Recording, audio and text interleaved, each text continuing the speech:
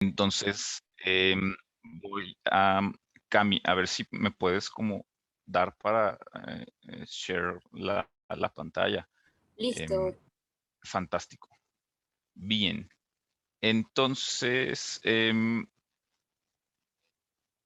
vayamos a ello. Lo primero que creo que hay es un error recurrente en quienes hacemos debate en este formato es asumir que la democracia debe ser tal cosa, es decir, asumir la democracia desde un entorno enteramente normativo. La democracia debe ser así y debe ser así, y si no es así, no estamos satisfechos. Y creo que ese es el principal error y es como desde donde quiero partir este taller, entendiendo que la democracia muchas veces no va a ser necesariamente lo que nosotros queramos que sea, y eso no siempre está mal, sino que es parte del diseño institucional que ésta tiene.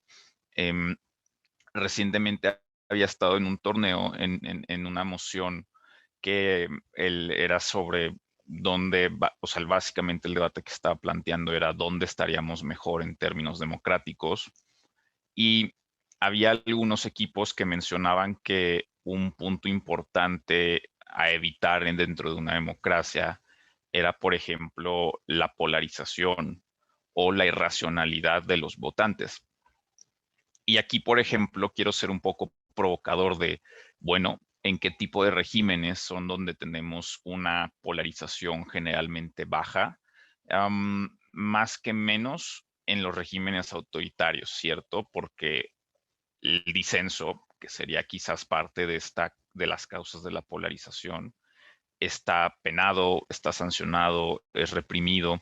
Y en una democracia, en esencia, eso no debería ocurrir. Entonces, es importante que nosotros, cuando entremos a debatir sobre estas mociones, tengamos un ojo más crítico sobre lo que está ocurriendo con la democracia y tampoco dejarnos llevar por un sinfín de maravillas y dulces y color de rosa que muchas veces la democracia y quienes formamos parte de ella estamos prometiendo, porque no siempre es posible y no siempre es deseable, y tampoco en muchos casos es lo mejor. Entonces, lo que quiero destacar de este slide es esta idea justo que dice, no hay una única respuesta a los problemas dentro de una democracia, y por lo tanto esto implica que justamente lo que pueda ocurrir en México va a ser muy diferente a lo que puede ocurrir en cualquier otro país. Entonces, esto es importante para que cuando ustedes estén debatiendo este tipo de emociones, no partan necesariamente de ideas preconcebidas, sino que entren un poco más a profundizar en qué es lo que está ocurriendo, qué es lo que está siendo diferente de este caso respecto a otros casos, y si realmente hay un problema tan grave como podría parecer, o es una cosa que podríamos reconocer es propia de la democracia, ¿cierto? El segundo punto que les decía en este ejemplo del debate que tuve este año en un torneo, era el de la irracionalidad de los votantes, ¿no? Sobre alguna cuestión de, bueno, es que hubo quizás en alguna elección un segmento de votantes que se equivocó. Eso es falso y es una idea que generalmente sale en debate. Yo creo que en buena medida los votantes, obviamente quienes votan lo hacen y lo hacen en libertad, no aplicaría para votantes que han sido enteramente coercionados, ya sea por una compra de votos, por relaciones clientelares, por la necesidad económica, etcétera. Asumimos que eso es una coerción y por lo tanto una disminución de la libertad al momento de decidir, pero en los otros casos es enteramente problemático señalar que los votantes se han equivocado. Y es parte de un debate que, por ejemplo, en este momento se está teniendo en Perú, que están contando los votos de la elección del domingo y que la gente que ha votado a Keiko dice es que los que votaron a Castillo están equivocados y los que votaron a Castillo están diciendo que los que votaron a Keiko están equivocados. Nadie se equivoca al votar. Todas las razones por las cuales una persona pueda emitir un voto son decisiones enteramente válidas, legítimas e importantes votes todas y cada una de ellas. Incluso es posible que haya algún votante que no se haya esforzado en informarse con profundidad de qué es lo que proponen los candidatos. Es cierto que quizás nosotros que estamos en debate podríamos creer, eso está mal, y quizás no es la forma en la que nosotros emitiríamos un voto. Lo que quiero que aquí se lleven es esta idea de incluso esas personas que no hacen un esfuerzo están votando de manera acertada, porque finalmente el voto es una extensión de nuestra personalidad, de nuestras preocupaciones. Había en México, antes de la elección del domingo que acaba de ocurrir, una caricatura que salió de estas páginas que hacen como caricaturas, creo que es como un Pictoline, pero mexicano, y decía que el voto se dividía en tres tipos diferentes. Uno, el voto informado, bla, bla, bla, y había uno que me parecía enteramente problemático, que decía el voto con el estómago, que la descripción es básicamente un voto que toma en cuenta mucho más los sentimientos, las emociones, lo pasional, y la imagen decía ese voto debería reducirse en menor cantidad. Y yo creo que no necesariamente. Yo creo que también, por ejemplo, hay elecciones donde se juegan cosas tan importantes y tan serias que a veces tienes que votar con las emociones y con la intuición de esto. Es también válido votar con el miedo, es también válido votar con el enojo, con la furia. Yo creo que para entender esto podríamos hablar, por ejemplo, del gobierno de Andrés Manuel López Obrador, que llega en 2018 y que podríamos decir muchos de sus votantes quizás votaron siendo emocionales por el enojo que generaba en nosotros el haber tenido un gobierno tan profundamente corrupto como el de Peña Nieto, que no se robó el país entero porque no le cupo en la cartera. Claramente votar con el enojo es votar también de una forma válida y de una forma legítima. Entonces, empecemos esta idea de taller con quitar algunos de los mitos que yo he visto de manera más frecuentes, y creo que esos son dos. Es cierto que la polarización no nos gusta, pero creo que nos gustaría menos un sistema político donde no hubiera esta, porque es un sistema enteramente represor. Y es cierto que quizás preferiríamos gente como nosotros, que hacemos debate y tal, que haya la celebración de elecciones donde las personas votan con la mayor profundidad posible, pero también es cierto que ese voto es tan válido como cualquier otro, hecho bajo cualquier tipo de razonamiento, de lógica. ¿No? Finalmente, si en serio dijéramos que pesa más un voto informado que un voto como más visceral, más con el cinturón en la mano, pues eso no es acorde a los principios de una democracia, ¿cierto? En el sentido de que tenemos un principio fundamental que es un voto por persona. Finalmente, en el cálculo, lo que anuncian las autoridades electorales siempre es sí, el candidato A ganó con 10 millones de votos, ¿no? Y nunca nadie va a saber como que sí, pero de esos 10 millones de votos, 5 fueron de un doctor en economía y otros 10 fueron de doctores en derecho, o sea, no tiene relevancia alguna. Entonces, eh, esta creo que es como una de las cosas que suelen recurrir en debate. Entonces, vayamos ahora a profundizar un poco algunos planteamientos que yo creo que pueden ser útiles a ustedes cuando estamos hablando de cómo podríamos entender quizás de formas diferentes la democracia. Y es que, o sea, una como no diría que es un problema, pero es quizás una limitación en el planteamiento, es que muchas veces quienes debaten este tipo de emociones se terminan quedando en un plan como muy, ¿cómo decirlo? Como muy sencillo de definir la democracia como el gobierno del pueblo para el pueblo. Y no es que esté mal, el problema es que en términos de lo que representa, por ejemplo, para una moción que nos está planteando una discusión sobre dónde hay una mejor democracia, eso es muy limitado y los va a limitar a ustedes en el caso. Entonces, creo que hay tres consideraciones que tomar en cuenta. En principio, entender que una democracia engloba la existencia de un sistema político y la existencia de un sistema electoral. Y básicamente, la diferencia es fundamental. Por ejemplo, a la hora, esto lo profundizo un poco más lo del sistema electoral porque es algo que creo que no está como muy accesible de repente, pero adelantarles que es básicamente las reglas bajo las cuales se desarrolla una democracia, por ejemplo, una elección, cuántos votos tengo que ganar, cómo es que se divide el país electoralmente para, por ejemplo, elegir quienes integran las asambleas nacionales, etcétera. Y el sistema político es un poco más amplio, es precisamente el quizás cómo definiríamos a la democracia como una en proceso de consolidación, como una consolidada, cómo suelen ser los actores que están participando dentro de esa democracia.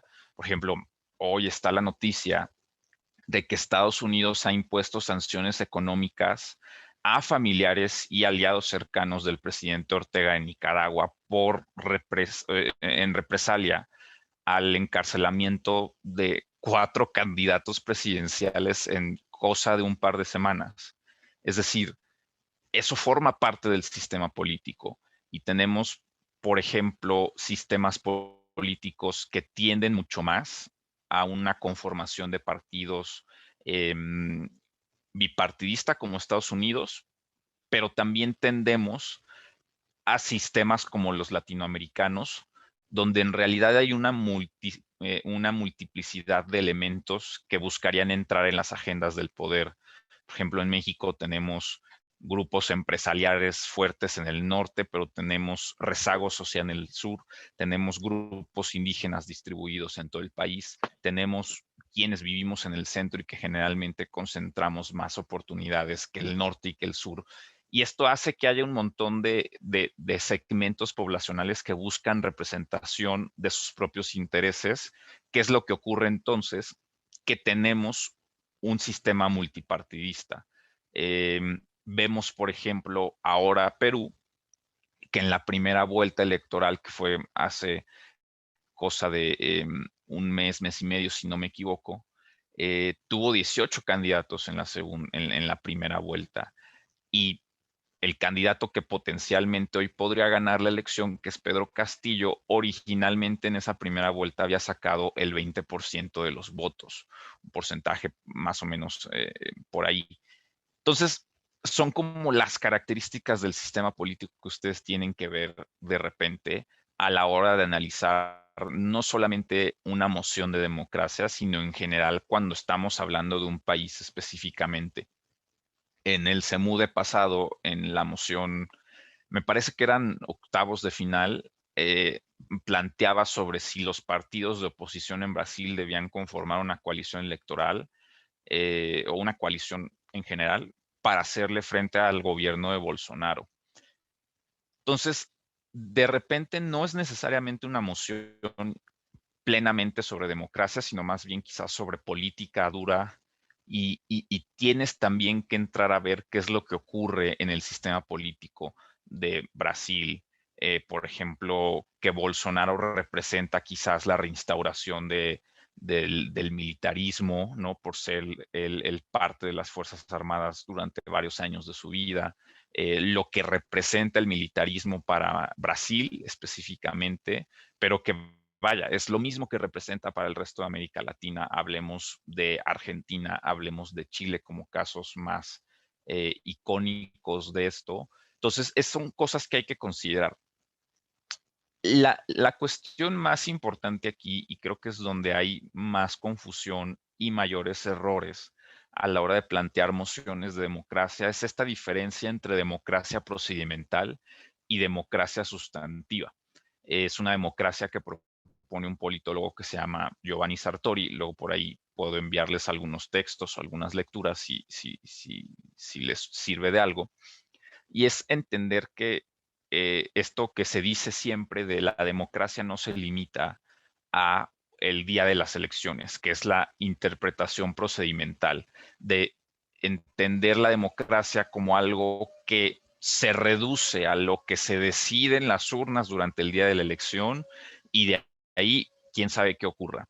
Y tenemos la democracia sustantiva, que ignora un poco el proceso electoral y nos dices que hay más allá de eso. Es la cooperación con tus vecinos en los barrios, es la participación a través de enviarle propuestas de ley a tu representante o exigirles cuentas claras cuando votan algo que no te conviene o con lo que no estás de acuerdo.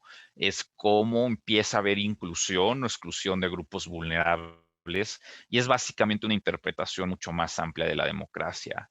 No es que una sea mejor que otra, es que las dos forman parte de lo que podríamos entender como una democracia. Es tanto el entramado institucional que hace que haya elecciones, que estemos depositando votos en las urnas, cómo es que se protegen esos votos, cuáles candados hay en ese país para evitar fraudes electorales, cómo es que mis votos pueden impactar en la conformación de gobierno o en la selección de legisladores, y también todos esos mecanismos que pueden ponerse en práctica una vez que se ha terminado el día de la elección.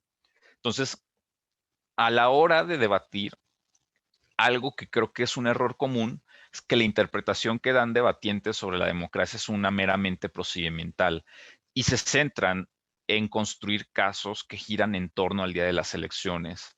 Creo que con esto que un poco les estoy compartiendo podríamos entender por qué es un enfoque limitado y del cual ustedes podrían agarrarse, por ejemplo, si es que son un equipo de oposición al equipo que ha tenido este enfoque procedimental y señalar, ¿no? Como hay un problema en el planteamiento, las elecciones no forman como la totalidad de aspectos que abarca una democracia. Pero también si, por ejemplo, son una baja y ustedes están interpretando que hay una visión meramente procedimental de la democracia en el caso de su alta, un buen punto para extender sería profundizar en, bueno, ¿por qué la democracia va más allá del día de la elección y por qué también la democracia sustantiva importa? Por eso es que creo que es relevante tener un poco los dos lados de la moneda. De repente, la democracia procedimental tiene cosas que te puede ofrecer que la democracia sustantiva jamás y viceversa, ¿no? Generalmente nos es muy fácil o relativamente fácil ponernos de acuerdo a través de la democracia procedimental, ¿no? ¿Quién va a ser el próximo presidente? Pues vayamos a elecciones. Necesitamos ver si la gente está de acuerdo con cambiar la constitución, como es lo que está ocurriendo en Chile, o la consulta popular que vamos a tener en México sobre si se debe enjuiciar o no a los expresidentes. Pues preguntémosle a la gente qué opina. Y cuando no hay elecciones es cuando la democracia sustantiva no nos puede ofrecer estas soluciones tan rápidas. Subimos o bajamos impuestos, quién sabe. Veamos, por ejemplo, lo que pasó en Colombia cuando se intentó introducir esta reforma fiscal de parte del presidente Iván Duque y la gente no estuvo de acuerdo. Y la gente salió a marchar, el Estado salió a reprimir y ahora básicamente acumulan, si no me equivoco, 5 semanas de protestas. La democracia sustantiva no siempre es eficaz, como podría serlo la procedimental, pero de repente la procedimental, si bien es eficaz, termina ignorando algunas partes importantes como el que sienten las minorías o que necesitan las minorías que no tienen acceso a influir en las decisiones precisamente porque no cuentan con los números y las cifras para poder tener algo de impacto.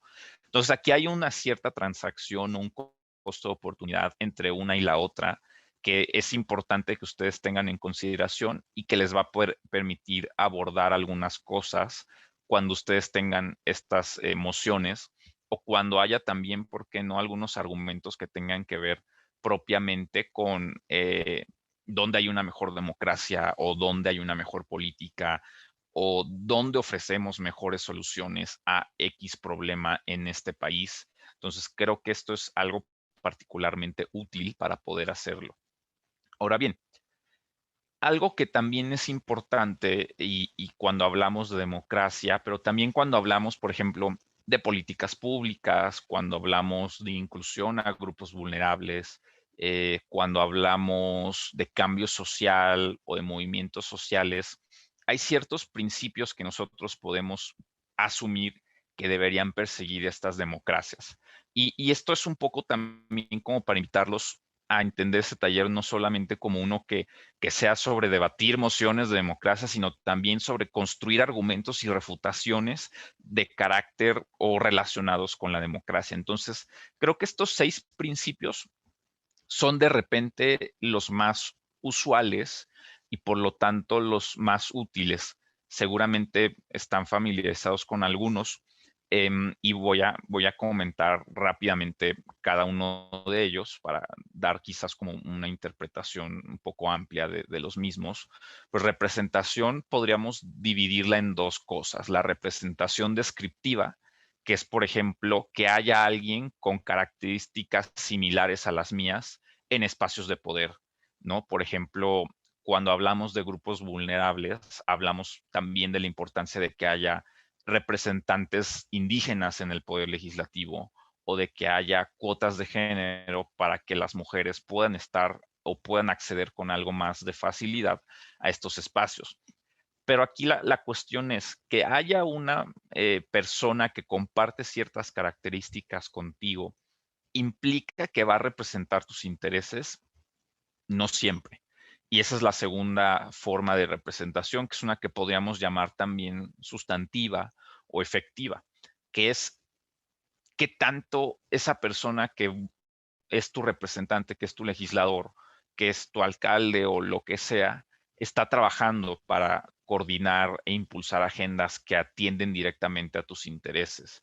Y ese es uno de los problemas, por ejemplo, que enfrenta las cuotas de género, que de repente tienes un Congreso como el mexicano en un país abiertamente machista y que tiene paridad de géneros. Tenemos 50 legisladores, 50% de legisladores hombres y 50% de legisladoras mujeres, más o menos. En términos del mundo, somos creo que como el segundo o el tercer país con la mayor paridad de género. Y aún así vemos que las leyes no ven reflejado la existencia de estas condiciones de paridad en el Congreso. Y no necesariamente es un problema de estas legisladoras, por ejemplo. Habrá legisladoras que han especializado toda su carrera en economía o que tienen experiencia en energía. Y a la hora de llegar al legislativo, sí que es cierto que son mujeres, pero no están trabajando temas de mujeres, están trabajando otro tipo de temas. Entonces, es un poco el problema de la representación en estos puntos. En necesito representación descriptiva, quizás es un buen paso inicial, pero si es que ya la tengo, quizás podríamos buscar representación sustantiva o efectiva para esto. La inclusión. La democracia debería ser un gobierno que se preocupe por abarcar la mayor cantidad de segmentos poblacionales con sus diferencias y sus problemas, y considerarlos en políticas públicas. Cualquier política que ataque o vulnere la inclusión es una política que podría ser antidemocrática y que es algo que ustedes podrían denunciar o argumentar en alguna moción en particular. Pero también es cierto que hay políticas públicas que excluyen a ciertos grupos, y que no necesariamente son consideradas como antidemocráticas. Pensemos, por ejemplo, en los programas sociales que están destinados o deberían ir destinados hacia las personas que tienen una mayor situación de vulnerabilidad por ingresos o por acceso a derechos sociales, etcétera. Claramente es una política que tiene un planteamiento de exclusión hacia gente que forma parte de los grupos más privilegiados, y no necesariamente hablamos de que la exclusión allí es un daño o es una vulneración a la democracia. Entonces, entendamos con esto, y por eso es que me parecía importante dedicarle algo de tiempo a este principio, si bien puede ser obvio, a entender que estos principios también tienen estas relaciones de transacción en las cuales podríamos estar de acuerdo en general que este principio es importante, pero en algunos casos específicos podríamos llegar a saltárnoslo, y es una idea como que incluso podría fortalecer a la democracia. entremos de repente a ver los detalles y ver en qué condiciones esto no necesariamente es así. La igualdad también tiene que ver con esta idea de un voto por persona, pero sobre todo con la existencia de que si los votos valen igual, independientemente de hacia dónde vamos o de dónde venimos, eso debería haberse reflejado también en el gobierno y en las políticas públicas que tienen. Entonces, de repente hay políticas como, por ejemplo, en México hay un subsidio muy fuerte a los combustibles, como en el resto de América Latina, y es una política que termina beneficiando en mayor medida a los grupos que tienen acceso a, pues a vehículos particulares, ¿no? Porque finalmente te está subsidiando que puedas desplazarte de tu hogar a tu trabajo, y aquellos grupos que tienen, por ejemplo, que recurrir al transporte público no tienen ese beneficio directo de poder acceder a combustible barato porque ellos no consumen directamente el combustible. Aquí la cuestión es de repente, pues esos vehículos de transporte público también consumen combustible. Entonces, de repente, si el subsidio es amplio, quizás sea mejor reducirlo y subsidiar el combustible que utilizan los vehículos de transporte público, porque es donde efectivamente habría un impacto que contribuye a fortalecer las condiciones de igualdad en un país, ¿cierto? Estos creo que son los tres más accesibles. Veo por ahí algo que brilla, es el chat. Un subsidio, dice Gabriel, un subsidio a cierto segmento de la demanda. Exactamente, exactamente, subsidios más especializados. En México el problema es que el subsidio al combustible no es a cierto segmento de la demanda, es a quien demande. Y quien demanda suele ser las personas con mayor nivel de ingreso económico. Entonces termina siendo algo que sí que beneficia a la ciudadanía, ¿no? Porque la gente que tiene privilegios también tiene ese rol de ciudadano y reconocimiento de derechos y tal, pero de repente no debería ser la prioridad, ¿cierto? Ese es un tema dentro de este principio de la igualdad. Estos creo que son los más accesibles, pero vayamos a tres que creo que les van a ayudar a ustedes a tener casos un poco más complejos y más sofisticados sobre esto. Y antes, aprovechando que Gabriel, perdón, justo puso este comentario, es talleres de ustedes, entonces si quieren poner una pregunta o quieren de repente interrumpirme para decir algo, para preguntar, también adelante, que se me había pasado comentarles esto. Em, entonces, certeza y estabilidad. En esto voy a profundizar en un momento, en una slide adicional, pero pensemos también que en democracia, y lo veíamos ahorita en México, que es algo como que fue parte del, em, am, como consenso de no estuvieron tan mal las elecciones en México, fue porque básicamente las elecciones habían sido soporíferas, aburridas, no había nada que reportar el día de la elección. Y es algo bueno. Queremos que las elecciones y las democracias sean lo más aburridas posibles, porque cuando se empiezan a poner con algunos eventos llamativos, generalmente son eventos problemáticos. Lo que queremos es reducir ese tipo de eventos y que la democracia sea básicamente algo en línea recta. Entonces, muchas veces en estas democracias también defendemos el principio de la certeza porque nos da estabilidad y nos da esta posición quizás como de predecir qué es lo que podría llegar a ocurrir en algún caso, ¿no? Por ejemplo, certeza implica también que si alguien se ha robado votos, ese alguien quizás le quitan la candidatura o que ese alguien quizás podría estar en la cárcel. Si alguien hace alguna cosa ilegal dentro de un sistema democrático, debería recibir esta sanción. Si el presidente interviene en las elecciones, debería recibir esta sanción. Son también las condiciones de certeza y estabilidad a las que debemos aspirar y defender en la democracia. Pero hablamos también de certeza en términos de Estado de Derecho. Hablamos también de certeza en términos de economía y atracción de inversiones. Es decir, no solamente en términos de lo que pasa en el aspecto político, sino en términos de lo que pasa en cualquier aspecto dentro de una democracia. Entonces, estos son también algunos principios relacionados con la certeza como tal. Gabriel dice que no quedó tan clara la diferencia entre igualdad e inclusión. Sí, mira, la inclusión básicamente parte de un concepto que es el de la marginación. Y la marginación lo que nos da a entender es un poco como esta relegación de las dinámicas sociales y de los procesos participativos. Por ejemplo, alguien que vive en una zona con bajos ingresos tiene el carácter jurídico de ciudadano, pero no lo puede ejercer efectivamente porque de repente le prestan menos atención o cualquier situación. La inclusión es asegurarnos que esas personas que viven en un estado de marginación que les hace un lado de los procesos relevantes de la sociedad, ahora estén un poco más dentro de esos. La igualdad tiene mucho que ver, pero no es exactamente lo mismo. La igualdad simplemente es que haya una paridad en las oportunidades y en el acceso.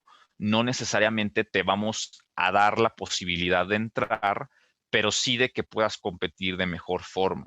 Y esto habla, por ejemplo, en términos de democracia y elecciones, que básicamente todos los ciudadanos que cumplan estos requisitos deberían tener el acceso a competir en una elección si es que así lo desean. Pero la igualdad por sí sola no garantiza necesariamente que haya buenos resultados. La diferencia central es esta. Inclusión se fundamenta más en el resultado de algo y la igualdad en la oportunidad de que algo pueda pasar, pero no necesariamente en que haya un resultado positivo para este grupo en cuestión. Digamos que la inclusión es un poco más disruptiva en ese sentido y la igualdad no necesariamente. Por ejemplo, tenemos igualdad en el sentido de que hombres y mujeres pueden competir en el proceso electoral en México sin ningún problema. Mientras cumplas los requisitos de edad y todo esto, ya está. El problema es que las mujeres con mayor probabilidad van a perder la elección que los hombres. Y es entonces cuando no estamos hablando de una inclusión. Es un poco la diferencia. Hay igualdad de oportunidades en una democracia y esto es bueno, pero esto no se traduce en que haya una más o menos igualdad de resultados hacia estos grupos y es ahí donde entraría la inclusión. Alondra dice, ¿es incluir a grupos vulnerables a varias propuestas políticas? ¿Puede ser? Puede ser, sí, claro que sí, eso podría ser. Pensemos, como les había dicho desde el inicio, la democracia no es un proceso lineal, es un proceso de muchos colores y matices. Entonces, la inclusión puede darse en muchas formas también. Em, el siguiente principio que quiero revisar con ustedes también es el de la institucionalización, donde básicamente hablamos de que no basta de repente con tener una democracia procedimental cuando las instituciones son débiles. Y por ejemplo, en estados posconflicto, justamente es uno de los problemas. Se han desmantelado las instituciones o las que siguen vigente forman parte del antiguo régimen que era violento, que era represor, que no le importaba a la gente. Entonces, la institucionalización también es un poco empezar desde cero y asegurarnos que haya una adecuada operación de los principios anteriores. Por eso es que lo he puesto en quinto lugar, digamos, la institucionalización debería asegurarse que haya representación, que haya inclusión, que haya igualdad y que haya certeza en todos los aspectos que ocurren dentro de una democracia.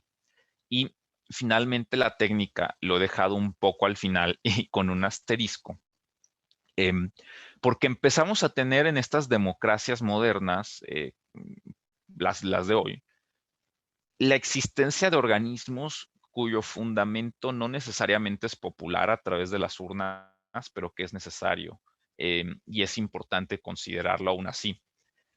Estamos hablando, por ejemplo, de organismos económicos, como podría ser el Banco Central, y que si bien nosotros no elegimos al Banco Central directamente, es importante asegurarnos que una democracia más o menos decente tenga criterios de selección de quienes sí forman parte del Banco Central para que sean personas con capacidad técnica, con experiencia, con un buen bagaje académico, para asegurarnos pues que la moneda no se va al desagüe. o tenemos también, por ejemplo, organismos técnicos en materia regulatoria de lo que ustedes me digan, de telecomunicaciones, de energía, y también un punto importante ahí es asegurarnos dentro de estas democracias que haya personas que dominen la técnica de esos temas. Entonces, esto es un principio que yo considero se vuelve cada vez más importante y se empieza a reconocer de manera explícita. Sí que reconocemos en general, y es un problema en América Latina al menos, que las personas que conforman los gobiernos nacionales o las asambleas no siempre son las personas más capacitadas. No hay ningún problema de eso, siendo tal que esto también de alguna forma es representativo de países donde no todas las personas tienen acceso a educación. Pero sí que es cierto que hay temas donde nos preocupa que esto no sea así. Y son estos temas que requieren de repente un perfil mucho más técnico y creo que por eso es que el hecho de que haya estas personas que garantizan que se puedan entregar buenos resultados a la ciudadanía, también se vuelve parte de uno de los principios a defender de la democracia. Existe el debate sobre si necesitamos un gobierno de políticos o de técnicos y es algo que de repente valdría la pena considerar en quizás algunos argumentos y en algunos planteamientos sobre democracia. Entonces, por ahí se los dejo si es que les interesa. Es un punto que vale la pena eh, meter en algunos debates y generalmente le va bastante bien. Ahora, ¿qué buscamos lograr en una democracia? Porque, o sea, la democracia tiene reglas y una de sus reglas es que es mayoría la que gana, ¿cierto? Por los números, por las sumas y es la que termina eligiendo cosas. Pero ¿es esto lo que queremos o queremos consenso? ¿O cuándo quizás el consenso es negativo? ¿Queremos eficiencia o queremos equidad? Estos son dos objetivos que de repente entran en choque entre sí y que también valdría la pena que ustedes tuvieran en consideración cuando están planteando cosas de democracia. Ahorita les voy a plantear un ejemplo concreto de Estados Unidos sobre equidad y eficiencia, pero básicamente mayoría o consenso es un poco el mismo debate, ¿no?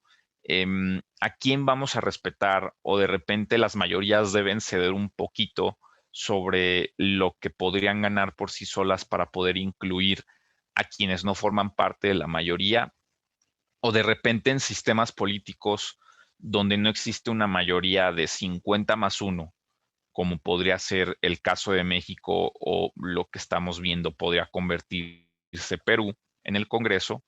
em, ¿Qué preferiríamos? Que haya partidos que tengan el 30, el 30, el 30 y un 10, y quizás que esos cuatro partidos tengan que verse obligados a negociar y a discutir entre ellos, o preferiríamos de repente un partido que tuviera el 50 más uno. Son cuestiones que es importante considerar también y que ambas pueden ser deseables, pero también tienen sus daños. Entonces, yo lo que les invitaría es replantear un poco las mociones o estos debates o estos argumentos sobre democracia en es que igual y la mayoría es justamente la causante de estos daños. Necesitamos antes un consenso. O quizás esta decisión sí que se ha tomado en términos de eficiencia, pero es totalmente desigual. Por ejemplo, lo que hablábamos de los combustibles, pensemos en cuando el presidente Moreno en Ecuador, que acaba de salir de funciones, eh, pues intentó incrementar el precio de los combustibles y la gente se enojó. Era una decisión eficiente, sí lo era, pero una decisión poco eh, que poco contribuía a la equidad. Y lo mismo pasó en Chile a finales de 2019, ¿no? Este incremento a los combustibles que se traduce en un incremento al transporte público y que deriva en marchas que más tarde desembocan en el proceso que está Chile ahorita, en la aprobación de una nueva constitución, en que candidatos de izquierda son los que han sido los más votados para conformar esta constitución, etcétera, ¿no? Entonces, muchas veces decisiones que en términos eficientes son buenos deberían hacer un esfuerzo por ser más compatibles y comulgar más con los principios de equidad. Y esto es importantísimo. Ahora, bien, Em, este es el ejemplo que yo pensaba para un poco explicar el caso de democracia, si debe buscar la eficiencia o la equidad. Los que sean economistas a lo mejor le entienden a la tabla, los que no, no se preocupen. Pero básicamente el debate que ha ocurrido desde marzo del año pasado que empieza la pandemia en el Congreso de Estados Unidos es el siguiente, sobre qué hacer con con las ayudas fiscales a las personas. Y lo que dicen los republicanos es, tratemos de darle la gente, el dinero, perdón, a las empresas, que son las que traen empleos, que son las que traen producción, las que traen desarrollo. Y esa es una decisión eficaz, ¿no? Em, o sea, por estas mismas condiciones que les comento. Y los demócratas son los que dicen, no, démosle más dinero antes a la gente de a pie que a las empresas, porque las empresas, muchas de ellas van a sobrevivir y van a estar bien. Lo que importan son estos empleados que de repente o van a tener que perder su empleo o estas personas que trabajaban en el sector informal. Y hay que tratar de hacer algo para ellos. Entonces, em, también los republicanos, por ejemplo, no creen que darle dinero a la gente sea algo bueno, creen que incrementa la inflación y tal. Los demócratas creen lo contrario. Entonces, este es un debate que en realidad es el debate que está dándose todo el tiempo en todos lados. ¿Qué es lo que queremos? ¿Queremos mayor equidad o queremos más eficiencia Em, o eficacia, que pueden representar cosas diferentes? Em, Hay justamente ahorita una ley que está en tribunales en México sobre si el Estado debería tener nuestros datos biométricos, y la excusa del Estado para meter esa ley es que puede incrementar procesos de seguridad. Es una medida que busca incrementar la eficacia para obtener seguridad. Y lo que dicen las personas que han llevado esta ley a tribunales es una medida que violenta la equidad porque es peligroso que el Estado tenga esos datos.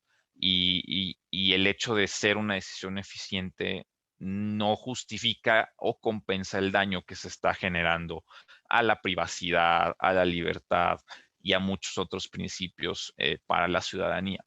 Entonces, este es como un poco la forma. Piensen que en buena medida cuando estamos discutiendo una propuesta de política pública en debate BPE, es este debate.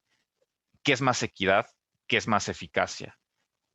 Vayamos a argumentar sobre ello. Entonces, ténganlo en cuenta a la hora de plantear ideas sobre esta cuestión. Em, Certeza, y ahora sí es un poco lo que quería darles y quería profundizar un poco más sobre esto, porque es cierto que en democracia vamos a creer que es preferible tener certeza en más que menos aspectos. Certeza judicial, certeza económica, certeza social, em, todo este tipo de cosas. Pero pero hay una cosa en la cual no queremos tener certeza y que es fundamental para determinar si vamos a hablar o no de una democracia, y es en las elecciones. Queremos certeza en las elecciones, por ejemplo, en términos de quiénes pueden competir.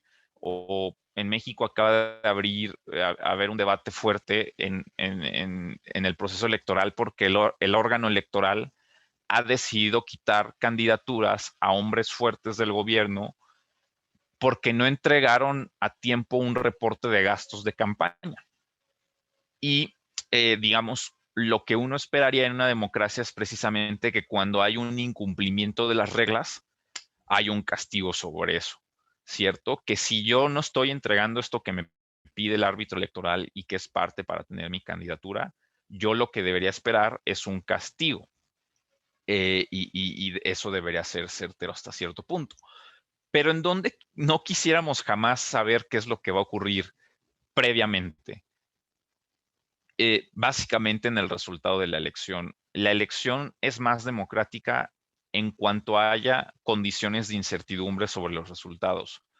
Es cierto que hay elecciones donde nosotros podríamos decir, es más probable que gane este candidato que este otro, pero no sabemos. En México tuvimos 70 años de un partido en el poder donde básicamente sabíamos que el presidente próximo iba a ser el candidato del gobierno, que era el candidato del partido que se llama PRI. Al que pusieran iba a ganar. Eso es certeza, pero es el tipo de certeza que no queremos. Lo que queremos un poco más es quizás algo parecido a lo que tendríamos en el resto de democracias más o menos funcionales. Se apuntan varios candidatos, alguno de ellos quizás tendrá más posibilidades de ser presidente que otro, pero no sabemos qué es lo que va a ocurrir hasta el día de la elección y son los votantes los que van a decidir uno con sus votos qué es lo que ocurre. Ese es el único aspecto de la democracia donde deberíamos admitir incertidumbre.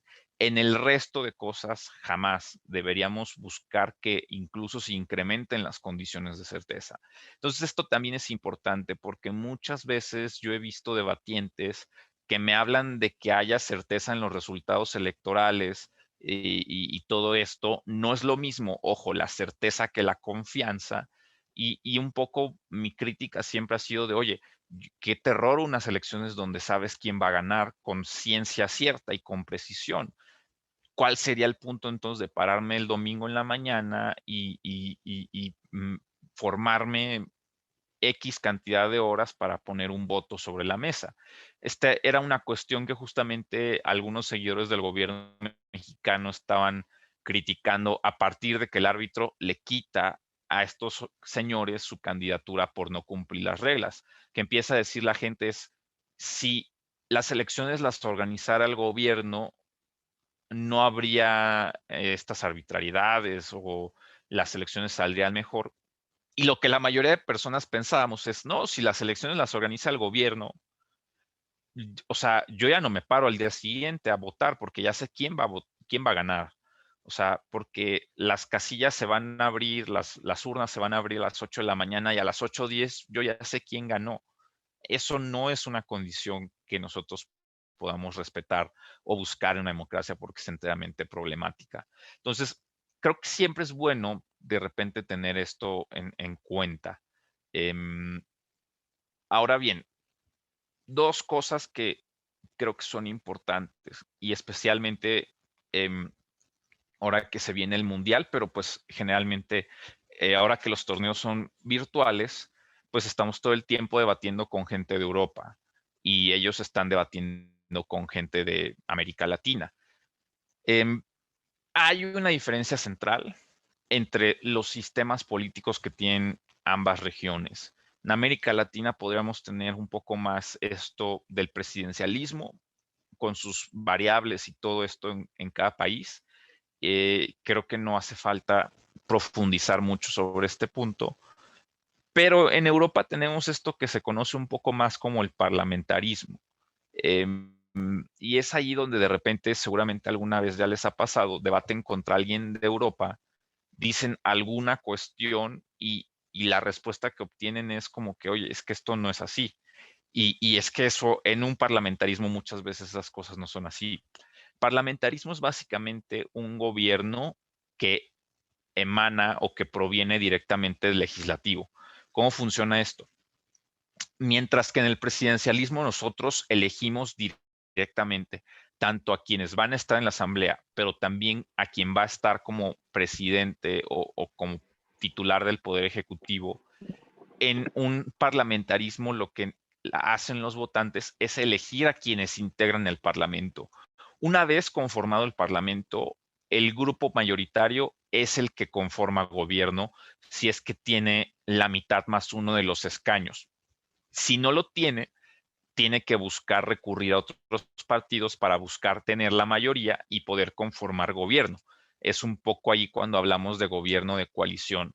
Entonces, básicamente, el primer ministro o jefe de gobierno es la persona que es el líder del partido que está con la mayoría de escaños en el Parlamento. Pensemos en Boris Johnson, que es el primer ministro inglés, es el líder del Partido Conservador y que logró tener la mayoría de escaños para formar gobierno simplemente con los conservadores. Pensemos en España, el que sería el primer ministro, por decirlo de alguna forma, sería el presidente Sánchez, Pedro Sánchez, y que él tuvo que buscar la coalición con un partido de izquierda que se llama Podemos, porque por sí solo su partido no contaba con los escaños suficientes. Y en el parlamentarismo tenemos también una figura diferenciada al ejecutivo, que es el jefe de Estado. En el presidencialismo, el jefe de Estado es el jefe de gobierno, es el presidente, no tiene esa doble función. En el parlamentarismo tenemos una diferencia entre el presidente o el primer ministro y el jefe de Estado. En Inglaterra, pues es muy claro, es la reina. En España, pues es el rey. En Francia, que es un caso particular, tenemos al presidente, que en este caso es Emmanuel Macron. Él es el presidente, él es el jefe de Estado, pero él no es el jefe de gobierno. Y aquí en este caso, en Francia, que es un semi-parlamentarismo o un semipresidencialismo, depende de a quién le pregunten, tenemos una elección que elige al presidente y una elección que elige al Parlamento, y el Parlamento a su vez saca a quien es el jefe de gobierno. Entonces, estas cosas es importante tenerlas de repente, porque sí que es cierto que es común que salgan mociones que nos ponen a debatir sobre alguna condición del presidencialismo contra alguna condición del parlamentarismo, cuál es mejor o cuál sería preferible. La última que yo recuerdo fue un torneo en octubre que nos ponía a debatir sobre si preferimos que las constituciones puedan tener muchos candados y obstáculos para realizarles reformas o modificaciones. Es una condición propia del presidencialismo, o que las constituciones fueran más fácilmente modificables y que hubiera menos obstáculos, que es una condición propia del parlamentarismo. Entonces, ahí prestemos atención de repente a cómo salen las elecciones en estos países parlamentarios, porque de repente tienen que conseguir escaños para formar gobierno. Es común, por ejemplo, que España relativamente algunos años entre en lo que se llama como default o no gobierno, porque no logran cumplir el plazo para formar gobierno y conseguir estos escaños. O que es un poco lo que le está pasando a Netanyahu en Israel. Eh, no logró formar gobierno y ahora los partidos de la oposición se están juntando entre sí para formar un gobierno entre ellos y sacar a Netanyahu tras 12 años del poder. Entonces, estas condiciones creo que es importante que las tengamos en cuenta, especialmente porque en términos ya ni siquiera argumentativos, pero si estamos compitiendo mayoritariamente entre América Latina, que tiene condiciones similares, pero con España, que tiene condiciones diferentes, y era un poco de lo que decía Sarsa al final. Quizás yo no voy a argumentar sobre por qué el parlamentarismo o el presidencialismo es mejor que el otro, pero quizás me conviene entender esto para a la vez entender algunos de los argumentos que equipos españoles o que jueces españoles podrían estar valorando como importantes, y que entonces a mí me dicen algún argumento, ya no me saca de onda, ya no me es extraño y puedo responderlo con precisión y explicar como este tipo de cosas. Finalmente, en debate estamos también construyendo ideas y argumentos desde nuestra propia perspectiva, y esto puede condicionar el entendimiento. Si yo les empiezo a explicar argumentos que son simplemente pertenecientes al contexto mexicano, me van a entender mexicanos y quizás alguien del extranjero, alguna que otra persona, pero más nadie. Entonces, tengo también que entender un poco de qué es lo que ocurre en otros países y cómo es que ocurre para poder construir y poder dar algunos argumentos con mayor eficacia y que se traduzcan en más que menos puntos. Em, veo por aquí algo de Estefanía. A ver, eh, ponderas presidencialismo versus parlamentarismo. Las minorías son un elemento tan relevante. ¿Qué me recomiendas para defender la posición del presidencialismo, ya que el parlamentarismo tiene la ventaja de tener representación proporcional y el presidencialismo no? Esta pregunta me encanta porque creo que justamente refleja un poco lo que yo les había contado al principio de no hay una única democracia.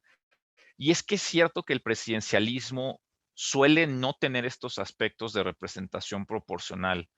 Y esto es un poco presumirles, pero yo me siento afortunado de ser politólogo en México porque México es una quimera que tiene tantas cosas extrañas que no hay en ningún lugar.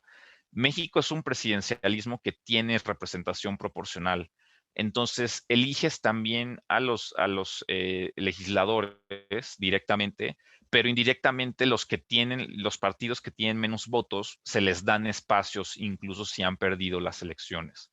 Entonces, digamos, no necesariamente para hablar bien del presidencialismo mexicano, pero podrías decir, estas reformas pueden ser importantes. Y ahora bien, en términos del presidencialismo contra el parlamentarismo y esa representación, em, hay un debate clásico que es de Juan Linz, un politólogo, que luego retoman otros autores. Si me permiten, yo les puedo hacer llegar algunas lecturas sobre eso más tarde.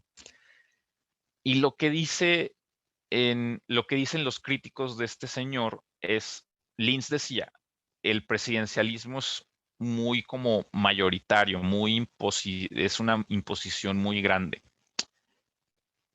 Y lo que le dicen estas personas es, eh, puede ser que sí, pero finalmente quien gana las elecciones en el parlamentarismo lo gana todo. Me explico. Es común es común que, y esto es algo, por ejemplo, que pasó en las elecciones de Ecuador con Guillermo Lasso, en las más recientes, que el partido que gana el poder en la presidencia no necesariamente gana la mayoría en el Congreso, porque son dos elecciones diferentes. Pero en el parlamentarismo, siempre, siempre, siempre, quien gana o quien es el poder legislativo va a ser el poder ejecutivo, por esta condición de que el ejecutivo emana directamente del legislativo.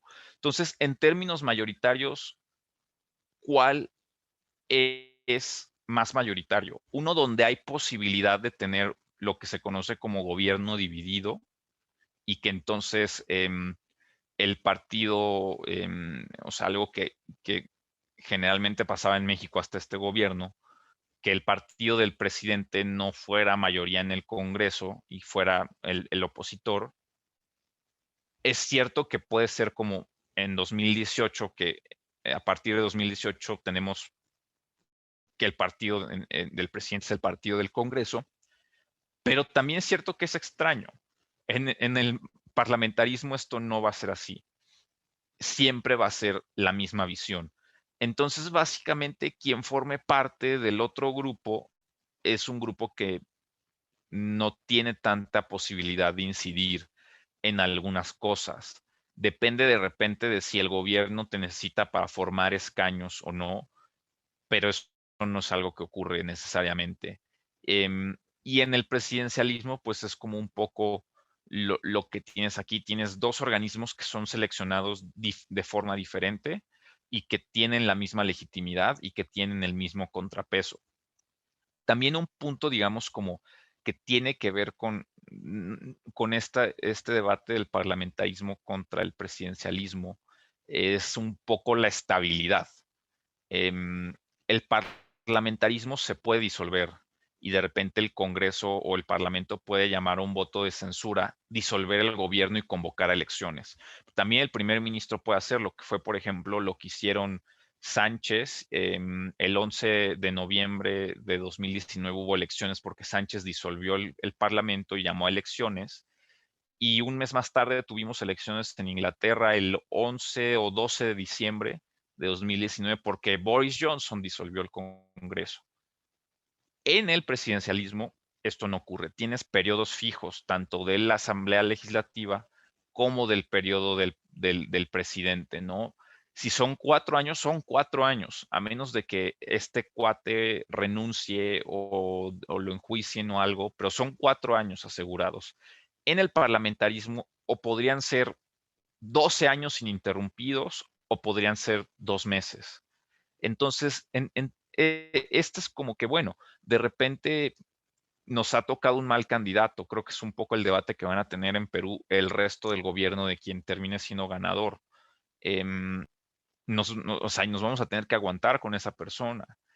Y un poco en el parlamentarismo o sea, es que no se puede hacer nada si el gobierno está cambiando todo el tiempo.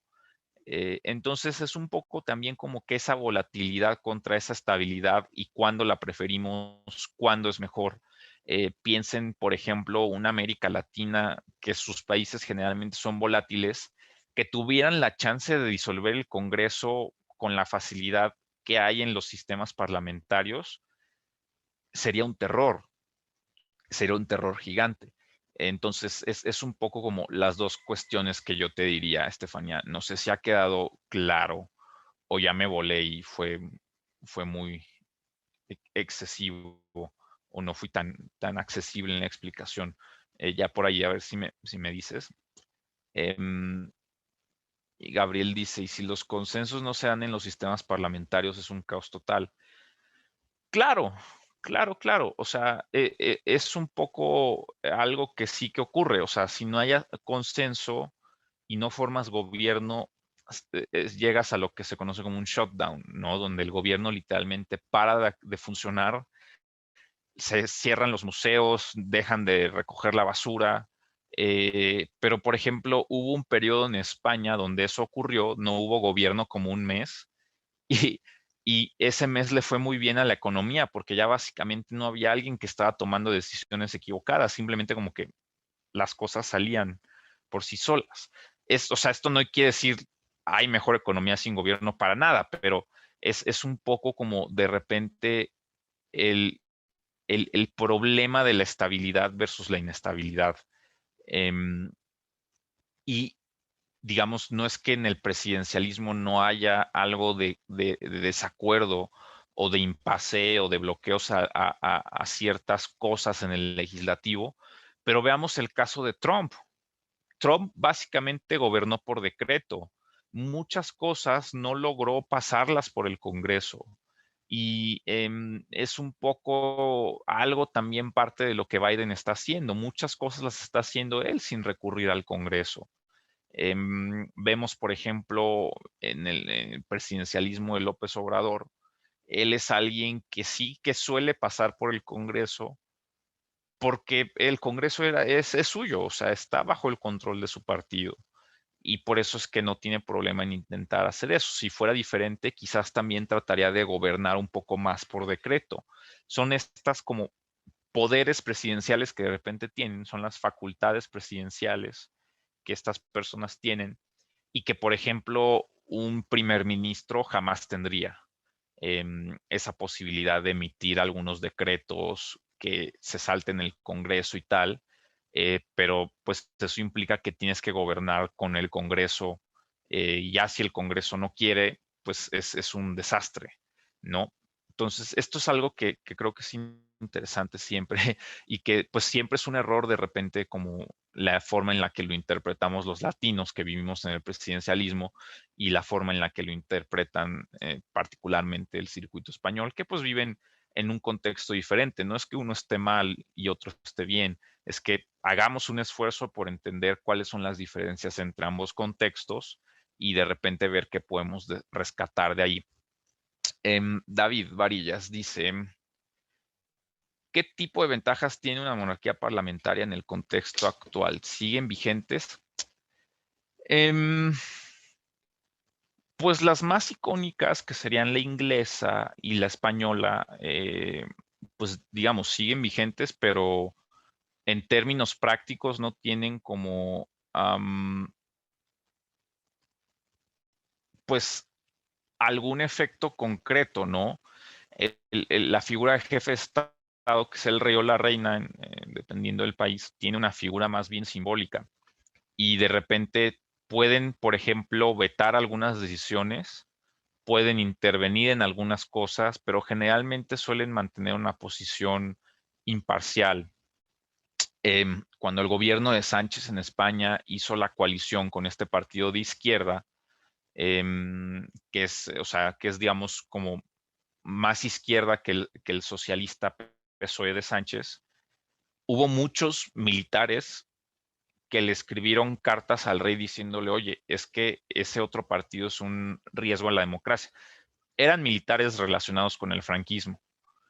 Y un poco, o sea, la razón por la que le escriben esta carta al rey es porque en teoría el rey podría también disolver en algunas situaciones el parlamento. No es algo que ocurre y no es algo que necesariamente sea lo mejor. Em, Vemos, por ejemplo, algunos otros sistemas como el japonés, que también es un parlamentarismo monárquico, por decirlo así, aunque es un emperador y propiamente y no un rey y de facto no es necesariamente lo más como relevante. Yo creo que el punto más relevante de eso es que en política siempre hay un desgaste que acompaña el ejercicio del poder, ¿cierto? Un presidente que empieza con índices altos de popularidad generalmente va a acabar con índices más bajos de popularidad. Entonces, ahí lo que yo les diría es, quizás lo que conviene es tener esa figura de jefe de Estado separada de la esfera política, que no esté incursionando allí y que de repente, o sea, pueda hacer ese rol de representación y de labores diplomáticas sin enlodarse en la política nacional. El ejemplo más claro de esto es Emmanuel Macron, que es el presidente, pero no es el jefe del gobierno francés y que es un poco el que tiene las discusiones diplomáticas y el que representa a Francia internacionalmente. Entonces eso es como lo relevante quizás de ese cargo, pero sí, sí es algo que en términos prácticos, salvo en Francia, por cómo está el semipresidencialismo, no es muy como relevante, ¿no? Finalmente, quienes hacen las políticas son los que están en el gobierno, los que están en el Congreso, y termina siendo un papel simbólico eh, que haya una monarquía, ¿no? Entonces va a depender mucho del contexto. Los más icónicos, pues no es muy relevante que digamos. Y pues donde son más fuertes, se me ocurre, por ejemplo, creo que el caso de Tailandia, si no me equivoco, de repente son democracias un poquito más autoritarias, ¿no? Entonces eso va por ahí. Um, ¿Qué piensas, Gabriel, del control del monarca sobre las Fuerzas Armadas? Em, Aquí hay, o sea, si es una, digamos, un sistema de monarquía parlamentaria, creo que sí es un problema de repente, porque sería una figura que tendría control sobre Fuerzas Armadas, pero que a la vez los mecanismos institucionales de control del poder y de la política, como el gobierno o el Congreso, no tendrían control sobre el monarca. Sería totalmente peligroso. Entonces, es un poco como el tema.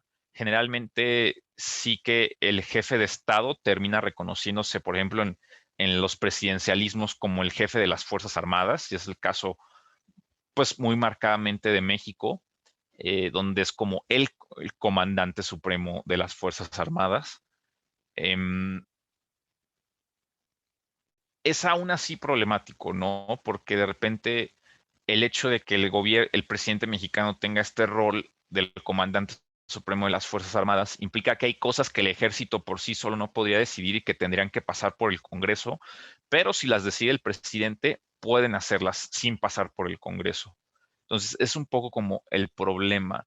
Yo creo que mientras más como independientes estén los militares de la esfera política y se dediquen a labores meramente de militares, es mejor, independientemente de quién tiene el control sobre ellos. Que se dediquen a las labores de defensa y de seguridad nacional, que se dediquen de repente a las labores de rescate, que también son importantes en caso de emergencia, y en auxilio a la población civil y tal, pero más control, venga de quien venga, es malo, especialmente cuando son figuras que dentro del contexto de cada país pues, tienen pocos pesos y contrapesos a las decisiones que puedan tomar.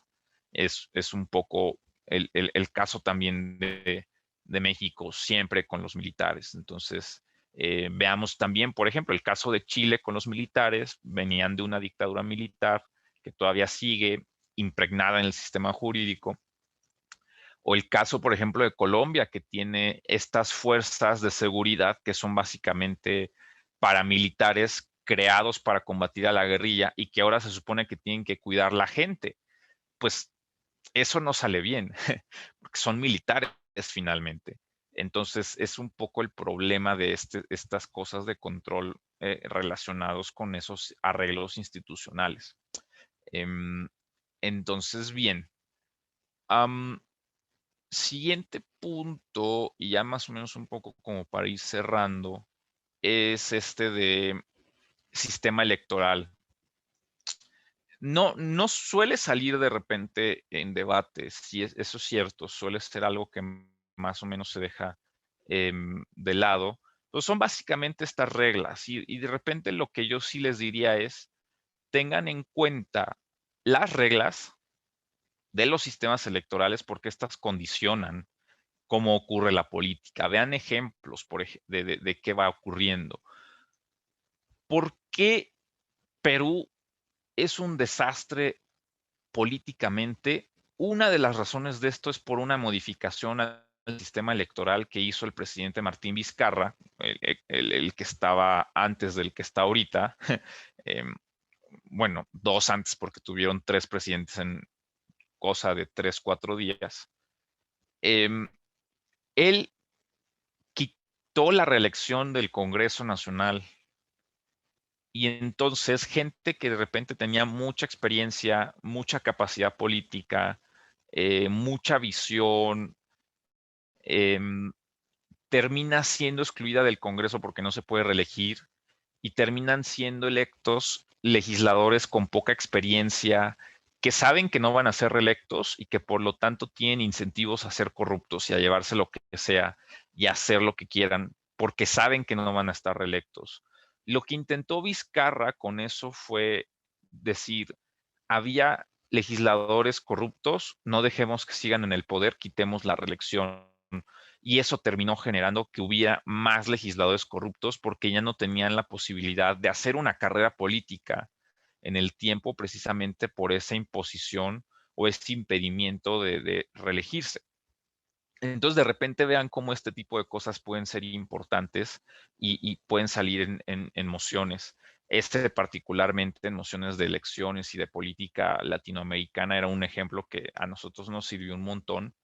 Pero vean, por ejemplo, lo que ocurre en Estados Unidos, donde de repente en la elección del año pasado de 2020, muchos estados que no tenían muy bien reglamentado lo del voto por correo lo empiezan a reglamentar y el voto por correo mayoritariamente pues fue un voto que favoreció a los demócratas, que sí creían que la pandemia era real, y los republicanos que no creían en eso, pues no tenían problema en salir a votar. Y de repente lo que tenemos es que pues hay un debate sobre necesitamos permitir que haya esta posibilidad de que la gente vote por correo postal, porque si no la gente no va a votar y tendríamos que hacer algo al respecto.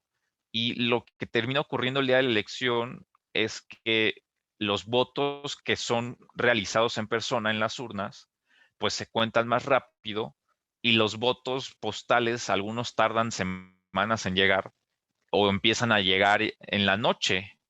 Entonces, durante el día lo que tenemos es que parecía que Trump estaba rompiendo todo otra vez y que estaba ganando la elección. Y en cuanto llegan estos votos nuevos, que eran los de correo postal, es cuando empieza a turnarse a favor de Biden. Em, y hay o sea, hay como modificaciones de reglas electorales que de repente importan mucho. Por ejemplo, volvamos al caso de Perú. Y no es por echarle a Perú, pero como acaban de ser elecciones ahí, lo tengo muy presente. El sistema de la segunda vuelta electoral, que lo que hace es que se presenten 18 candidatos en la primera vuelta, que no haya ni uno que llegue más de 40% y que entonces de repente tengas a un outsider como Pedro Castillo dentro de la segunda vuelta con un apoyo muy marginal en comparación con el país, tiene 20%, y ahora va a ser presidente básicamente, o va a estar cerca de serlo. Faltan algunos votos por contar. Y de repente no es alguien que tuvo que hacer un esfuerzo por construir una coalición electoral amplia, sino más bien asegurarse que en su ciudad y en su región natal tuviera el suficiente apoyo, le bastó para meterse a la segunda vuelta y básicamente se benefició del rechazo de la candidata Fujimori por sus escándalos de corrupción, por su padre, etcétera. Entonces, estas reglas electorales lo que importa en términos de debate es cómo condicionan el desarrollo normal o lo que debería ser lo normal dentro de una democracia y tal. En Venezuela particularmente, yo me acuerdo que cuando falleció Chávez, fue sorprendente la velocidad con la que el gobierno venezolano sacó la convocatoria para las próximas elecciones. Es decir, en cosa de nada sacaron las convocatorias. Entonces fue un poco quizás también para aprovechar ese momento de duelo y poder capitalizarlo en algunos votos y apoyo hacia la facción chavista. Y tuvo mucho que ver de repente con por qué esas elecciones fueron relativamente no tan problemáticas o no tan desafiadas como las demás que vinieron ya con el régimen de Maduro. Entonces es un poco lo que ocurre. Veamos finalmente lo que ocurrió con Bolivia. La primera elección presidencial que tuvieron fue una elección que estuvo salpicada de muchas sospechas de fraude. Eso le quita legitimidad a Evo. Hay un medio intento de golpe de Estado de las Fuerzas Armadas y él termina exiliándose a México. Y en el siguiente proceso electoral, que es el que gana Luis Arce, que ahorita es presidente, Bolivia toma en cuenta todas las observaciones que le hacen, por ejemplo, órganos internacionales, observadores electorales y todo esto, las incorpora en el proceso electoral y tenemos una elección presidencial aburrida, como tiene que ser. Y sale un presidente con mucha legitimidad y con mucho apoyo social a partir de que hubo una atención al sistema electoral propio. Entonces, creo que eso es como parte importante de esto, ¿no? De por qué es relevante entender más o menos que los sistemas electorales condicionan decisiones y conductas y pues básicamente el cómo se desenvuelve la política dentro de cada país. No sé si por aquí hay alguna pregunta o algo así, o algo igual que quisieran comentar. Em, si no, vayamos a lo último. Em, son un par Sinaí. ¿Cómo defenderías la posición del centrismo en un entorno latinoamericano teniendo en cuenta que se ha visto muchos radicales? Pues no necesariamente defenderla, ¿no? O sea, en América Latina hemos pasado ya por gobiernos de todos los colores y sabores, de manera tal que no es posible decir, ay, estos son más corruptos que otros, o estos son más incompetentes que otros. Todos han tenido sus problemas. Lo que yo de repente te diría es que si tú estás interesada en algún debate, hacer este tipo de defensa, ser consciente de cuál es la plataforma que un partido de centro debería defender y cómo ésta es compatible o congruente con los problemas generales en América Latina, ¿cierto? Eso en primer lugar. Pero en segundo lugar, con cómo de repente América Latina cuenta o no cuenta con mecanismos para poder hacer este tipo de decisiones. Porque un problema, por ejemplo, y esto es como apreciación personal, no es nada de como de la teoría ni nada, pero yo siento que la izquierda selecciona muy bien las, los problemas que son más relevantes para América Latina, pero de repente no asume que América Latina no tiene recursos para resolver los problemas como ellos les gustarían. Creo que la derecha falla en identificar problemas, pero acierta en identificar los recursos disponibles. De repente el centrismo podría ser una respuesta a esos dos problemas. Entonces yo pensaría por ahí de repente en eso. Y también entender que, o sea, eh, América Latina sí que ha estado ejerciendo un voto de castigo de repente con algunos gobiernos. Y, o sea, y eso, por ejemplo, en Brasil de llevarlos a gobiernos de Dilma y de Lula, un voto de castigo básicamente los lleva con Bolsonaro. Entonces, de repente el centrismo podría ser una buena opción de, bueno, vamos a castigar a la izquierda porque lo han hecho mal, pero vamos también a evitar que por un mal llegue un mal peor, que es Bolsonaro.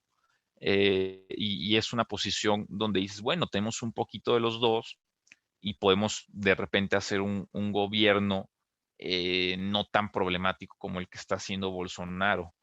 Entonces yo diría un poquito, eso podría ser alguna respuesta a esa pregunta, Sinaí. Antonio dice, si la política es aburrida, no existe un trade-off en cuanto a los niveles de participación, ejemplo Venezuela antes de Chávez. Mira, lo que yo hacía referencia a la hora de decir que las elecciones deberían ser aburridas es que sea algo monótono, ¿no? Que, o sea, que tú sales de tu casa, te formas en las urnas, pones tu voto y se acabó. En la tarde anuncian alguna que otra cosa, si es que ya tienen conteos. em, y que la gente diga, pues vale, perdí, ni modo, a la otra. Y la gente que gane diga, pues vale, gané, reconozco al adversario, ya está. O sea, como que o sea, que sea monótona en ese sentido.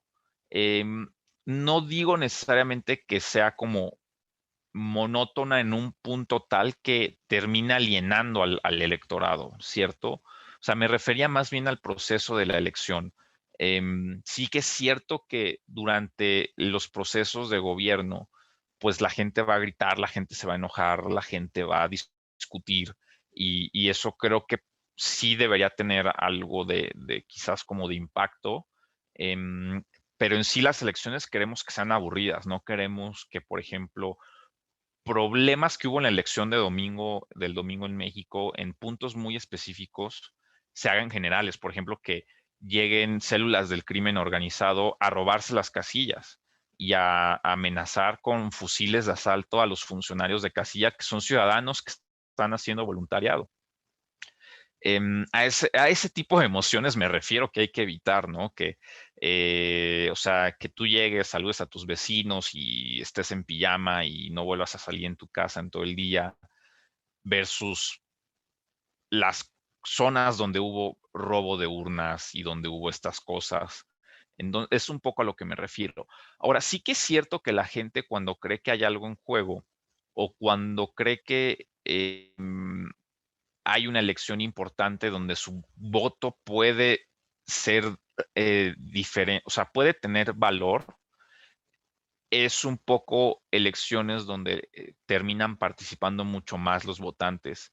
Si de repente yo creo que el partido en el gobierno tiene tantas posibilidades de ganar una elección y yo soy opositor, pues, oye, o sea, es que mi voto igual es irrelevante, ¿no? Em, pero si de repente yo los veo parejos, los veo cerrados, los veo así un poco como esta segunda vuelta en Perú. Habría que ver cuánto fue la participación electoral, pero digamos, hay solo dos opciones y están muy cerradas las encuestas, pues ahí sientes que tu voto puede hacer la diferencia. Entonces yo creo que la participación tiene que ver un poco más bien con qué tan importante es lo que está en juego para los votantes, qué tan relevante consideran los votantes que puede ser mi voto y qué tan contentos o no contentos están con el sistema político, ¿no? Porque finalmente si es alguien que dice, oye, es que gane quien gane, me va a ir mal y nadie va a hacer nada para que yo esté bien, pues igual para qué voto, ¿no? O sea, ir a votar implica darle una legitimación a actores que no deberían por qué tenerla.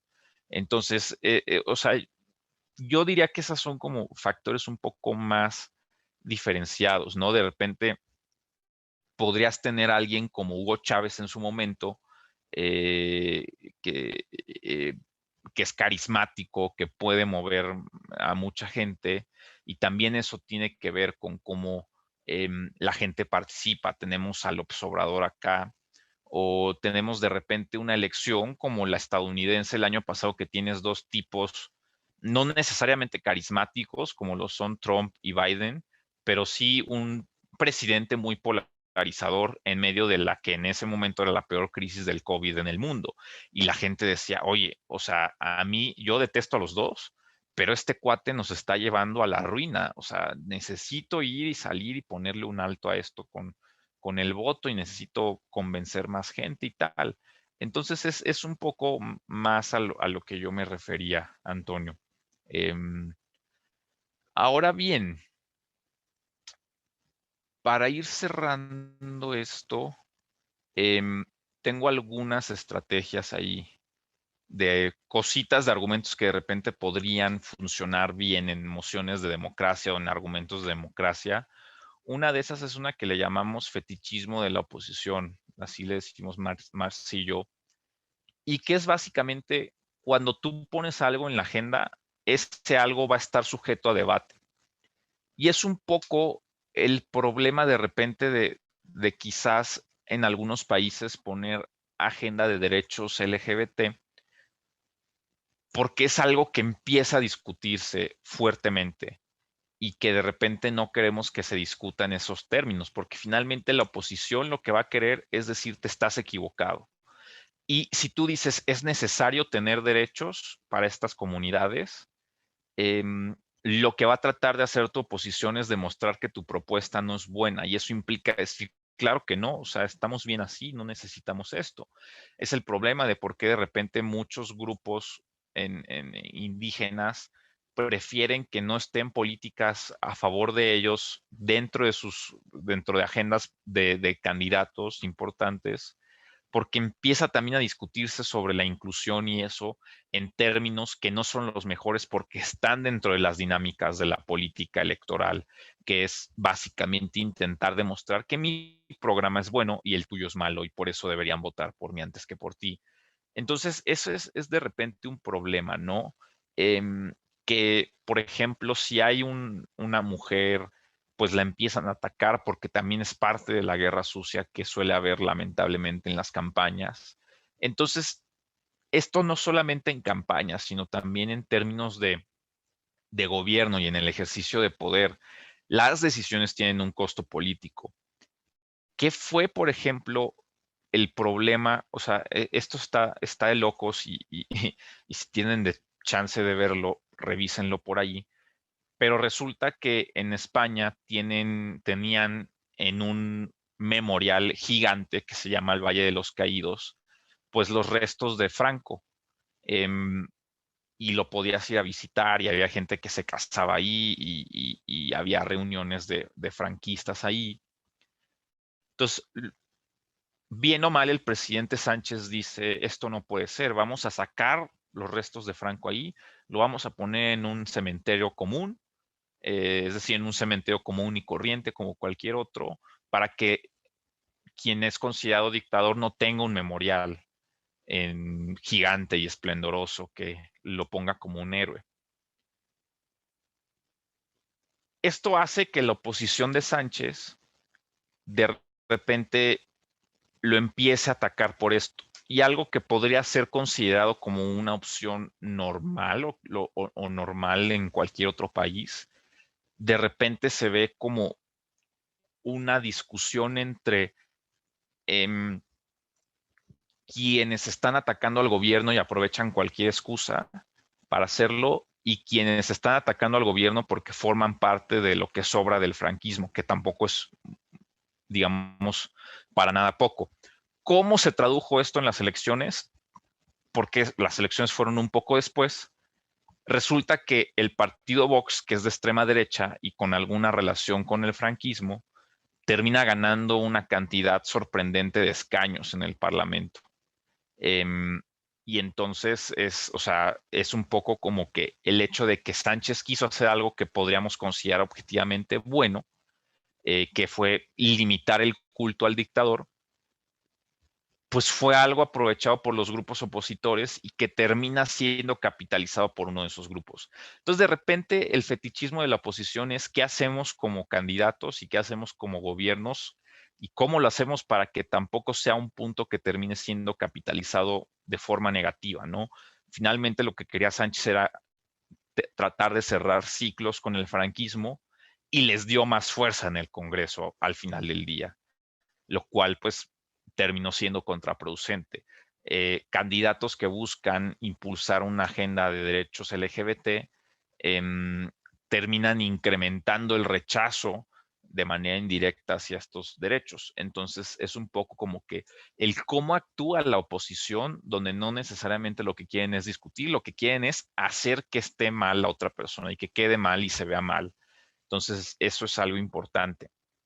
La maximización, pues básicamente vamos a asumir que los candidatos, que los políticos son agentes racionales y van a buscar maximizar sus beneficios, ya sea su estancia en el poder o si no hay reelección, pues de repente sus beneficios económicos con la corrupción. Si las penas por corrupción son muy pequeñas, pues de repente mi mayor beneficio está en un mundo donde pues yo igual las incumplo porque no hay penas significativas, o de repente si a mí me inhabilitan como servidor público 40 años por corrupción, de repente me conviene más vigilar la ley. Si no hay reelección, también podría ser importante decir, bueno, pues yo lo que quiero es maximizar el número de votos que van a tener los candidatos del partido al que pertenezco y por eso quiero hacerlo bien antes que hacerlo mal y que mi partido esté peor que hoy. Eso es como que parte de las estrategias de maximización. Las estrategias de información disponible, esto es sobre todo en términos de las políticas públicas, ¿no? De cuál es la experiencia que hemos tenido, por ejemplo, con el incremento de impuestos en países como Irlanda o Inglaterra, y cómo impacta esto. ¿O qué fue lo que nos prometía Donald Trump de que si le recortaba los impuestos a los empresarios iba a haber más como pues empleos y todas estas cosas y terminó siendo cero? ¿O qué hablamos, por ejemplo, de los países? Hay uno en Europa, no me acuerdo ahorita, creo que es Hungría, que tiene muy bajos impuestos y de repente tiene una producción muy alta porque muchas empresas se mueven para allá y entonces reportan ingresos allá, pero no están contribuyendo con una mayor recaudación fiscal. Es decir, si nos toca debatir algo sobre eso, veamos la información disponible. ¿Por qué importa verlo? Porque finalmente en democracia no tenemos un laboratorio que nos diga, uy, sí, si mezclas amarillo con azul te da verde. Em, sí, no, amarillo con azul es verde. O es amarillo con verde es azul. Bueno, me entienden. Em, entonces, es un poco, no tenemos estos laboratorios. Básicamente lo que tenemos es la experiencia de otros países o de otras zonas que han intentado lo mismo y que de repente nos pueden decir esto está bien, esto va a ser un fracaso. Tratemos de voltear a ver hacia eso, pero también veamos de repente cómo hay algunas mociones que nos llevan a debatir sobre dónde hay más o menos información, y de repente esto también pueden utilizarlo ustedes como que si las políticas públicas dependen de la información disponible, esta política está haciendo que haya menos y por lo tanto condiciona que haya menos oportunidad de hacer algo al respecto para mejorar la situación. Dos puntos importantes que poco los hemos discutido a lo largo de este taller, pero que son, creo que, bastante intuitivos. Pues buscar donde hay mayor libertad, ¿no? Un poco por definición, la democracia debería ser un gobierno donde hubiera más que menos libertad. Y también buscar responder qué es lo que pasa con los grupos vulnerables. Es cierto que en democracia no siempre podemos hablar en mociones de democracia específicamente de grupos vulnerables porque suelen ser más amplias, pero por ejemplo, había una moción que esta es la que les decía de qué preferimos, que las constituciones se cambien más fácil o más difícil, y un argumento que nosotros sacábamos era, nos tocaba defender que se cambiaran más difícil, era, sí que es cierto que cuando hablamos de grupos vulnerables va a ser mucho más complicado poder hacer cambios a la Constitución que protejan a estos grupos vulnerables. Pero, pero, en caso de que esos cambios se logren, son mucho más estables en el tiempo porque es difícil cambiar la Constitución. En un sistema donde la Constitución puede moverse fácilmente, implica que es más fácil que logremos ciertos avances para proteger a estos grupos, pero también que se realicen luego algunas reformas para desproteger a estos grupos. Entonces, no siempre es sencillo poder aterrizar esto, pero no estaría de más como considerarlo y tenerlo en cuenta para posible argumentación. Entonces, pues, so far hasta aquí el taller. Em, Así que no sé si quieran platicar un ratito de algunas dudas o algo que no haya quedado claro, pero insisto lo que les decía al inicio.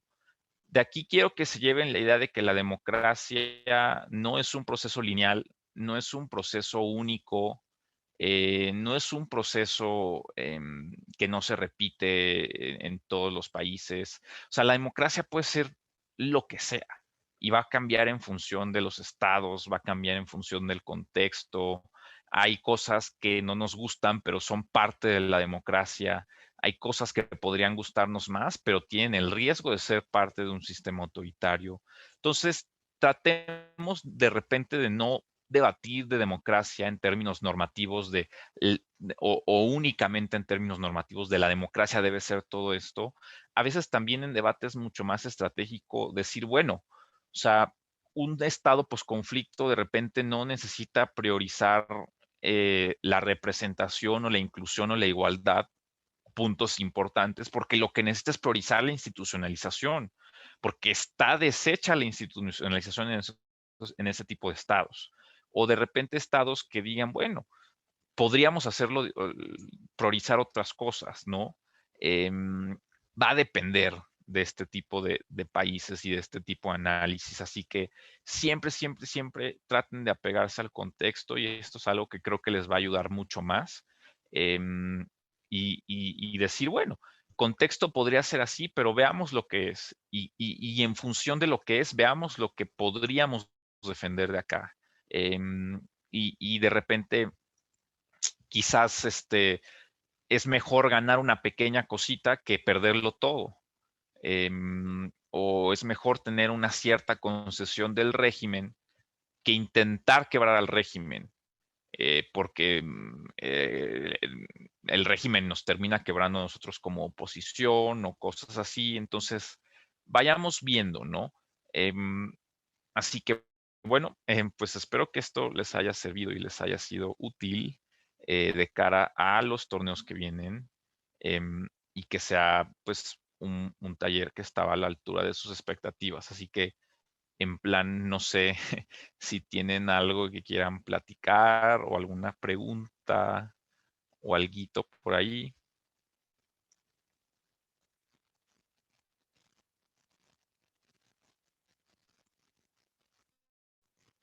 Vale. Pues les agradezco mucho por siempre recibirme como en casa en UCAP. La verdad es que siempre muy bien recibido y muy agradecido con todos ustedes. Y pues bueno, ¿qué más? Les espero a que se inscriban en Copa UCAP. Estamos pronto también del torneo, nos falta mucho. Y les aseguro, no sé si Sarsa les ha dicho algo de esto, pero las mociones creo que van a estar bastante bien. Y esperamos también, sobre todo, que sean mociones que sirvan muy bien para poder prepararse de cara al Mundial. Sí, yo les busco por ahí algunas lecturas, David, que creo que pueden servir de los temas, sobre todo que vi que les llamaron más la atención en las preguntas y tal, y ya que Cami se los haga llegar sin problema.